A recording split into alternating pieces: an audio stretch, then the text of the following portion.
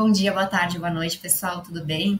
Meu nome é Maria Luísa, sou professora aqui do Dedicação Delta e hoje a gente vai estudar, dentro do tema de processo penal, um princípio referente às medidas cautelares. E aí a gente vai ver se tem aceitação na doutrina, na jurisprudência, o que os tribunais superiores estão falando sobre isso. Bom, a gente vai estudar sobre o princípio da homogeneidade das medidas cautelares e para isso a gente vai lembrar alguns pontos das medidas cautelares que são importantes para a prova e vocês têm que ter o conceito bem fixado na cabeça. Bom, então as medidas cautelares têm início ali de previsão no artigo 282 do Código de Processo Penal e assim dispõe. As medidas cautelares previstas neste título deverão ser aplicadas observando se há necessidade para aplicação da lei penal, para investigação ou instrução criminal e, nos casos expressamente previstos, para evitar a prática de infrações penais. Inciso 2. Adequação da medida à gravidade do crime, circunstâncias do fato e condições pessoais do indiciado ou acusado. A gente tem que lembrar isso aqui que é muito importante, que é a classificação das medidas cautelares. Elas podem ser de natureza pessoal, que são aquelas que limitam ou restringem a esfera de liberdade do indivíduo, como, por exemplo, a prisão preventiva. Ela é uma medida cautelar de natureza pessoal. As de natureza real ou assecuratórias, que visam ali reparar o dano, declarando assim o perdimento dos bens, como o sequestro e o arresto, que são medidas assecuratórias, e as medidas cautelares de natureza probatória, que visam ali a obtenção das provas, evitando que se percam, por exemplo, para que sejam utilizadas durante a instrução processual. Como exemplo, a gente tem a busca e apreensão domiciliar. Essa classificação ela é bem importante. Algumas características das medidas cautelares, passando brevemente aqui, é uma parte mais doutrinária. A jurisdicionalidade, elas são medidas que devem se submeter, submetem à cláusula de reserva de jurisdição, são determinadas pela autoridade judiciária competente para que tenham sua execução. A provisoriedade, aqui também a revogabilidade, elas têm uma certa relação, porque as medidas cautelares elas vão perdurar enquanto a situação fática que autorizarem ainda perdurar também. Mudando o contexto fático ali, alguma alteração, as medidas elas podem ser revogadas ou até substituídas por outras. Então, elas se submetem à cláusula rebus sic stantibus. Enquanto permanecer aquela situação que possibilitou ali a aplicação daquelas medidas, elas perdurarão, caso contrário, revogadas ou substituídas, elas serão. A excepcionalidade, então, as medidas cautelares, elas vão ser aplicadas em situações excepcionais, como nos casos ali que é necessário para proteger a sociedade ou para a própria instrução criminal ou processual, como a gente viu ali no artigo 282. A substitutividade, que eu já adiantei também antes, as medidas cautelares elas têm um sistema ali dinâmico em que uma pode ser fixada de início, depois mudou a situação, pode ser substituída por outra, e a cumulatividade. O próprio artigo 282 diz que elas podem ser aplicadas isolada ou cumulativamente. Então, não é preciso, pode-se combinar algumas medidas para que a melhor adeque melhor ao caso concreto. Então, os princípios informadores das medidas cautelares, basicamente, são aqueles que a gente viu no artigo 282. A necessidade, que é relacionada com o risco verificado no caso concreto, enquanto se aguarda o provimento judicial definitivo.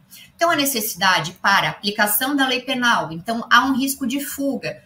Para que a lei, ao final, seja aplicada, é necessário, por exemplo, uma prisão preventiva, para que o agente não fuja.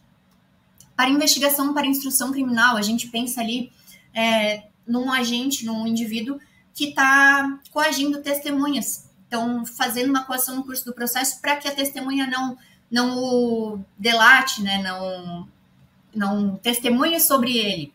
Então, é um problema que pode atingir o processo, pode atingir a instrução e verifica-se a necessidade de uma medida cautelar, seja prisão, seja alguma outra. E nos casos expressamente previstos para evitar a prática de infrações penais. Aqui a gente tem uma relação ali com a garantia da ordem pública da prisão preventiva, risco de reiteração delituosa. Outro princípio informador é o que está previsto no inciso 2 do artigo 282, que é a adequação, ou seja, aquela pertinência abstrata da medida com o caso concreto e o próprio indivíduo. Então, a adequação da medida à gravidade do crime, circunstância do fato e condições pessoais do indiciado ou acusado. Então, vamos pensar numa situação de um indiciado que pratique crimes de estelionato pela internet.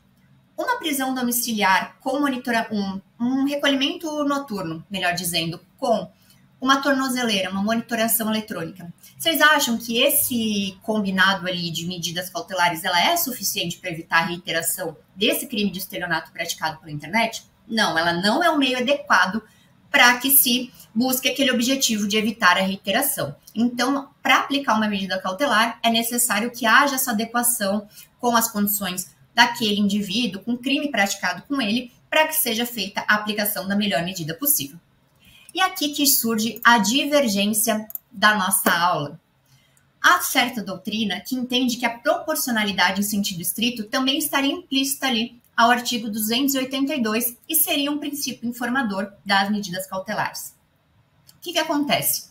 Para este princípio, há um juízo de ponderação entre os danos causados com a aplicação da medida e os resultados por ela obtidos. Então, há uma relação do ônus imposto com o resultado obtido.